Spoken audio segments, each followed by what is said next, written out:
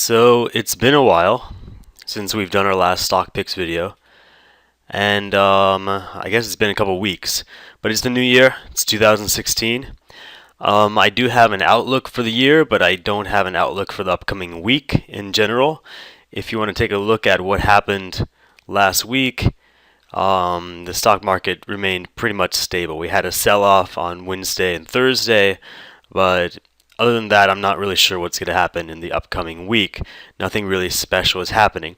A few things we should be paying attention to all the time, though, at least recently, is the price of oil. And actually, recently, the Fed made a decision to raise interest rates, which is also important. But that decision has already been made, and that's been priced into the market already. So what we really want to watch now is the price of oil, and we can actually make speculative trades based on the price of oil. So for this week's stock picks, I'm going to give you 5 stock picks as always, and one of them is a short. 2 of them are speculative. One's a gap play, one's a fundamental play, one's a technical play, and one is a combination of a fundamental and a technical play. So I'm going to go through all of these with you and give you these stock picks for the next week. And again, for people asking me through email when to close these, I'm not providing a service with this to tell you when to buy and when to close. I'm just telling you what to look for in the upcoming week. This is a free service after all, so I'm just doing this to help some people make up their minds as to what are some good stocks to play in the upcoming week. So here we go. Let's start with CCL.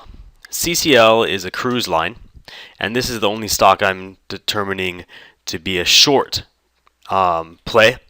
And because it's a speculative play, and by the way, it's speculative because it's based on the price of oil, and because it's a gap play, I really recommend you don't just short the stock, but actually buy a put option, and I'll show you what put option to buy in a second.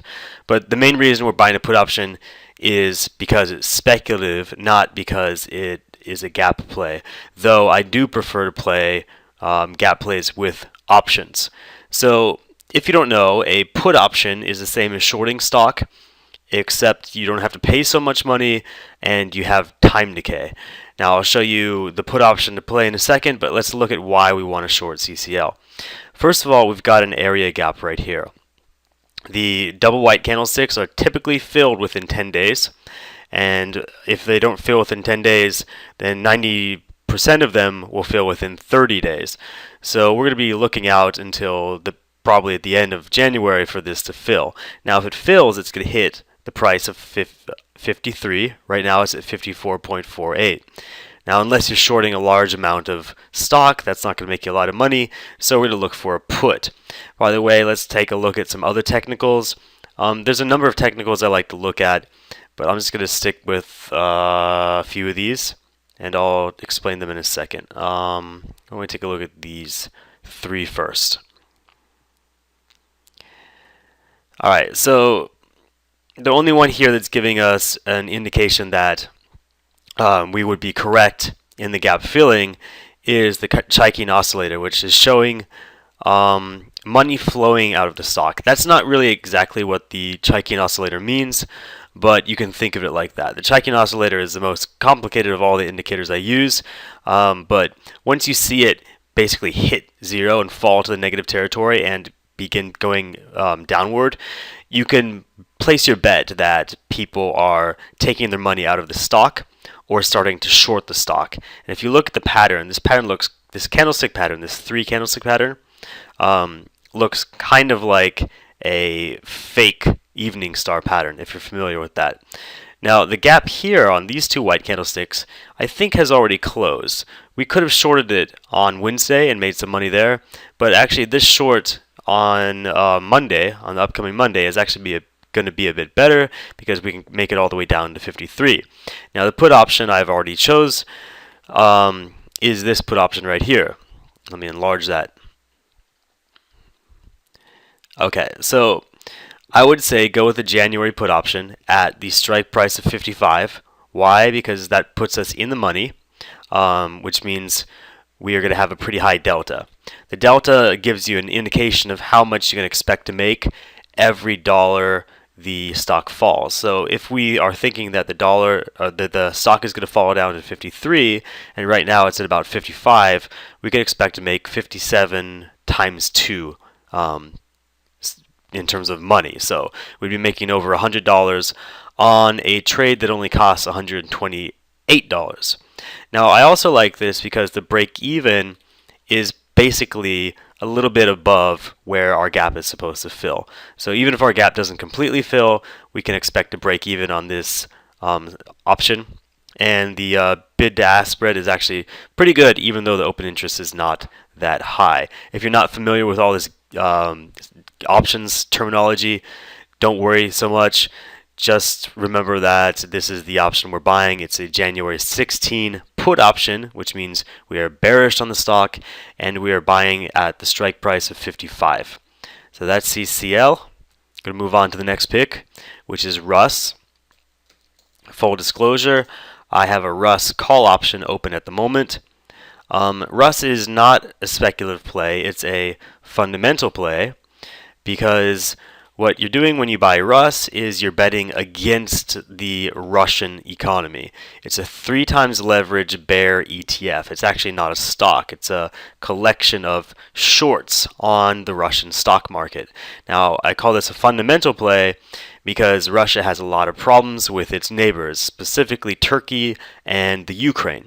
Now, Turkey and Russia have been fighting for a couple weeks, and you can dig into the news if you're interested in that. But more recently is the fact that the Ukraine has defaulted on the bonds that Russia bought. So the Ukraine owns Russia money, and the Ukraine has decided not to pay Russia. That's obviously going to hurt Russia. Just like if someone owed you money and decided not to pay you, you're going to be feeling pretty bad, and your wallet is going to be a bit thinner. So there's a fundamental play. You're going to want to buy a call option or just buy the ETF outright. As the Russian economy goes down, Rus will go up. So it's an inverse ETF. It's a bear ETF. That's the fundamental play of the week. Now, DAL is a speculative play on... Oh, by the way, okay, so I said that the CCL play was also speculative. Let's go back to that for 1 second. It's speculative in that if you are bullish on oil, if you think the price of oil is going to go up soon, then CCL will benefit. Let's not get into that. Let's just talk about, let's just call it a gap play. Let's not even get into that. So let's talk about DAL instead, because it's basically the same idea. So if you think the price of oil is going to go up, DAL is going to hurt, because DAL is Delta Airlines, and Delta Airlines needs oil to fly its airplanes. Now, if the price of oil goes up, the cost of its operations goes up, and the profit margins go down. Now, like I said, it's a speculative play. If you think that the price of oil is going to go up, you obviously want to short Delta, and if you think the price of oil is going to go down, you want to buy Delta. Now, I wouldn't short Delta because I think it's a very good company fundamentally. So I'm going to say it's a speculative play for people who are bearish on oil. If you think the price of oil will continue downward, then what you should do is you should buy a put option. Like I said, if you're playing a speculative trade, it's better to buy a put option or a call option than I just said put option. You're going to want to buy a call option on DAL. It's better to buy a call option than to buy the stock outright because it reduces your risk. So the idea here is you believe the price of oil is going to go down. You choose an airline that's fundamentally sound. DAL I have analyzed in the past, and you can read up on my article on airlines in Seeking Alpha. If you go to seekingalpha.com, type my name, Damon Varial, and then type Delta Airlines, or just type airlines, you'll find my articles on Delta and other airlines. I believe that this is probably the best airline at the moment, and if you believe that oil is going to go down, then the stock's going to continue going up. Now, what's interesting about this is that Delta is at basically an all-time high, at least for the last year or so, and recently it has dropped just probably because the market has dropped. You can see that money has flowed out and that the red ADX line has crossed above the green one. I don't think that's really worrisome, but again, as I said, this is a speculative play, and we are more concerned with the price of oil than the technicals. Of course, we should look at whether it's overbought or oversold. So we look at the slow stochastics, and they tell us that it was overbought, but not anymore, because the black and red line have fallen below the 80 level. We don't have to worry about it being overbought anymore. Now it's very likely that Delta will continue its upward trend. So what happens often is a stock gets overbought and it's corrected. So like here, it was overbought and it was corrected. The price was too high, so it went down to its intrinsic price. Now, apparently, Delta has been trending sideways. So if the price of oil comes down, Delta is going to go up, and that's going to improve the volatility of the stock. So what we want to do is we want to buy a stock option that has a high Vega value. And you can look it up in many different places, but I found a Vega with a $2.64 figure, which I really like. And the open interest on this is not really high, but I mean it's more than 100, so it's doable. The spread is very, very close, and that's really more important than the open interest. So check it out. It's only going to cost us $26 for this play. The Vega is really high, which means that the price of the option is going to go up, even if the stock kind of trends sideways and doesn't really go up. If it just kind of bounces back and forth, the volatility increases, and it might increase to the point where the time decay, which is theta, doesn't overtake the Vega increase. Now, if we're right in the price of oil dropping and Delta going upward, then we're getting money from Delta, so we're getting about $20 every time Delta goes up $1. We're also getting money from Vega, and the only thing we have to worry about is theta, which is our time decay. Now, what I really like about this option is that the break-even is $53. Realize this is a call, so we're going to have to go up to 53 to break even at the end. Yeah, I just screwed up. What I meant to say was, what I really liked about the CCL option is that the break even was $53. But I said that already. Okay, so forget that. Sorry. So it's not actually that risk free, but it is really cheap.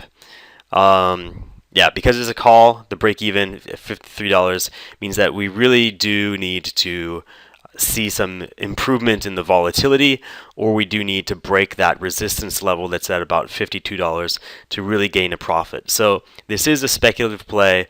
It's not for the weak of heart, but it is for people who don't have a lot of money and just want to try their hand at, playing the oil game real quickly. This is not the right one. It's only $26. I mean, that's nothing. $26, and we're getting $20 about every time Delta goes up. So if we do go up $1, then we've already doubled what we've put in. So you might want to buy a couple of these, throw in $50, see what happens. And if this is one of your first trades, you might actually come out with like a 200% ROI, and you can brag to your friends about it. So there we go with Delta. Speculative play. Use an option. Don't buy the stock outright unless you want the tiny, tiny dividend. 1% is not really a good dividend. Next is ISLE, which is a purely technical trade. ISLE is a casino company, and I have written an article on them in the past. What's interesting about ISLE is that they're clearly oversold, and they have been oversold since this big drop in early December. Now, what's interesting is that we are breaking the 20 region. The black line has broken the 20 region, and the red line has also broken the 20 region. The red line is more important because it confirms the oversold status. So what's going to happen here is the stock is most likely going to move up, and that's just pure technicals based on the stochastics. If you swing trade stochastics, you can be right most of the time. Look at this. This is a buy signal. You go to bought here. There's a sell signal. You go to sold here. This is a buy signal you would have bought here. You can just swing trade these stochastics. Now, if things happen as they usually do, what it means is you're going to watch the stochastics and wait until both the black and the red line go above 80 and then both fall below 80. That's when you sell. In addition, if you want to look at some other technicals, you can see that the Chaikin oscillator has shown an increase of money flowing into the stock. Even though the stock is trending sideways, more people are getting interested in it, and that's going to help its oversold status, and it's going to increase. So this would be a good buy. I'm not sure about if there's a dividend or anything, but if you're an investor, this might even be a good investment if you're interested in dividends. I believe most casino stocks do have dividends. You can check that yourself. I'm not an investor, I'm a trader. And the last one is JPM, which is a combination of fundamental and technical. I've been saying for a while that this time in December, the Fed was going to raise interest rates. They were bluffing in November, but they had to do it in December for whatever reason. And that's an entire topic on its own. It was a stupid decision, I believe, but it's been made, and it's going to make stocks like JPM, which is JP Morgan, and Bank of America, and pretty much any bank stock or insurance stock, it's going to make all of those stocks increase simply because higher interest rates, which is what the Fed had decided on in December, is a catalyst for higher profit margins in bank stocks. So that's the fundamental aspect of JP Morgan. Now the technical aspect of JP Morgan is, I'm going to have to look at some other things. This is an Arun line play. Now, Arun lines can be played just like stochastics, but what you're looking for is a crossover. You're looking for the green crossing over the red. That's a buy signal. And you can see that just recently happened, and that's our buy signal right there. So we've got a good fundamental, which is basically the news that the Fed has raised interest rates, and that's going to make JPM a good investment in the long term. But we also have a good technical symbol, which could make it a good position or swing trade depending on how quickly the lines cross again. So if you want to take a look back, JP Morgan doesn't really move that much, but I mean, look at the last time. Green crossover red, that was down at, I'll just scroll down, that was down at like $62, $63, and now it's at 65. Now, you usually will sell when the red crosses over the green, so we would have sold at about 67. So that's the mirror version of the stochastic swing trade. You could use Arun lines, you can use stochastics, and that's how you can swing trade. Technicals, of course, generally you wouldn't just want a pure technical trade unless you have a lot of good technicals like we do for ISLE, showing that it's going in a certain direction. So for a trade like JPM, I want one good technical and one real reason. And generally, I start with the reason and then move on into the technicals. I wouldn't play JPM just based on the technicals without that interest rate info. So here I'll leave these up again. Trades for the next week. I don't know what's going to happen next week. My guess is we're going to trend sideways. It's also quite likely that we're going to see a continuation of what happened the last couple of days,